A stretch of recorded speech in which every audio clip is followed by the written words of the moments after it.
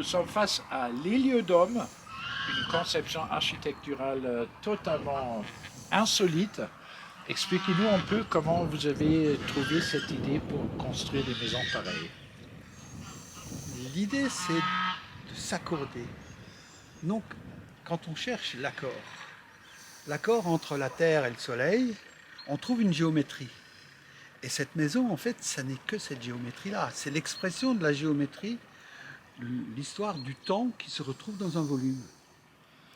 Mais à un moment donné, vous avez eu une inspiration en vous disant, je vais construire des maisons très différentes, des maisons qu'on a l'habitude de voir.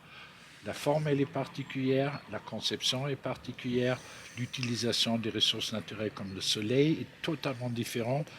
D'où vient cette idée de faire une maison comme ça? La nature ne fait que des cadeaux. Donc la nature, elle accueille l'homme sur Terre, et la nature a toujours été capable de donner toutes les réponses. Elle nourrit l'homme, mais elle ne fait pas que la nourrir. Donc elle nous donne aussi une géométrie capable de construire un bâtiment qui reste frais tout l'été et qui se chauffe presque gratuitement tout l'hiver. Et ça, pour moi, c'était une idée fixe. Il fallait l'exprimer, il fallait essayer de trouver comment la nature, en fait, l'accord qui est entre cet accord-là. Et donc, ça m'a donné une forme géométrique. Donc, si on veut, je peux juste la montrer, parce que l'héliodôme, c'est ça. Hein. C'est une forme qu'on a en nous, dans nos deux mains. Et cette belle géométrie, là, on a la trajectoire du soleil en été. Là, on a la trajectoire du jour de l'hiver. La trajectoire du printemps et de l'automne, la ligne parallèle à l'équateur. Et ça, c'est l'héliodôme. Et qu'est-ce que c'est qu'une année solaire? Une année solaire, c'est si je pars de l'été, je vais à l'automne, je rentre dans l'hiver. L'hiver, je ressors au printemps et je vais à l'été. Voilà ce que c'est qu'une année solaire et voilà la respiration du rythme de la vie, du rythme du temps, mais ça depuis des milliards d'années.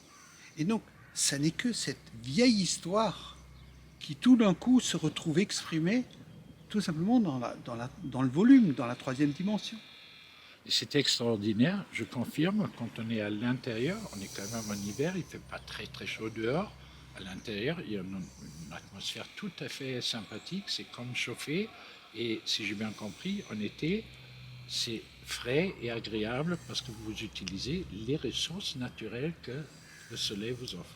En fait, moi je dis toujours, c'est là où c'est le plus incroyable, c'est qu'en été, ce bâtiment reste frais, tout en étant lumineux, donc on ne va pas fermer de volets, vu qu'on est à l'ombre durant tout l'été. C'est pour ça que la vitre, la baie est inclinée. De fait, on se protège entièrement. Et en hiver, vu la taille du vitrage, vu l'orientation du bâtiment, le rayonnement, même quand on a une journée couverte comme aujourd'hui, le rayonnement suffit pour réchauffer le bâtiment. C'est extraordinaire. On va continuer notre visite à l'intérieur du bâtiment parce que franchement, ça vaut le détour. Eric, prochaine question. Dans ce bâtiment absolument exceptionnel, est-ce que c'est ta maison ou est-ce que d'autres personnes peuvent l'acquérir, se faire construire une maison pareille? En fait, cette maison, je l'ai faite pour avoir un archétype. Pour moi, c'était donner naissance à l'architecture solaire. Parce qu'on en parle, mais c'est quoi l'architecture solaire? L'architecture solaire, pour moi, c'est une architecture qui est en relation avec le mouvement solaire.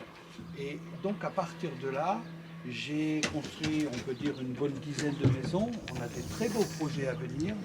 Et justement, pour moi, le but, ce serait même de construire des villes entières avec une architecture solaire.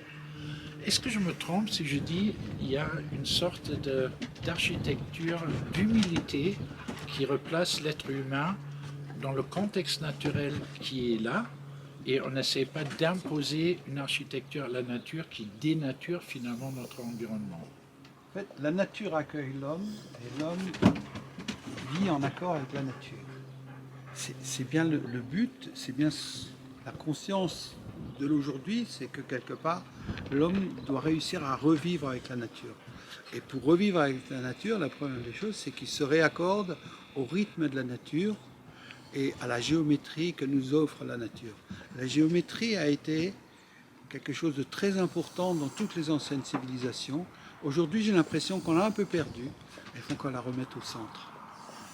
Chose qui est totalement réussie ici.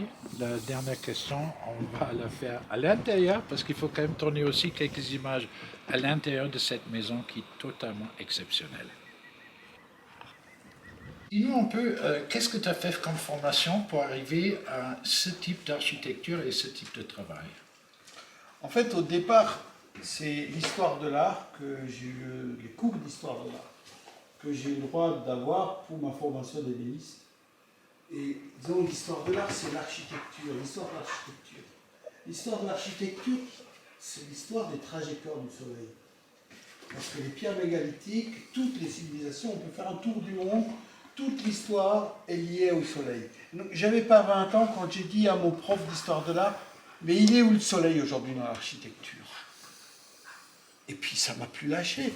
Quand j'ai appris à connaître mon épouse à 25 ans, c'est la première chose que je lui ai racontée. Alors après, quand un jour je voulais faire une maison parce qu'on avait des enfants et que j'étais pas encore tout à fait capable d'avoir compris ce que c'était que ces trajectoires du soleil, parce que j'en ai mis du temps à les comprendre.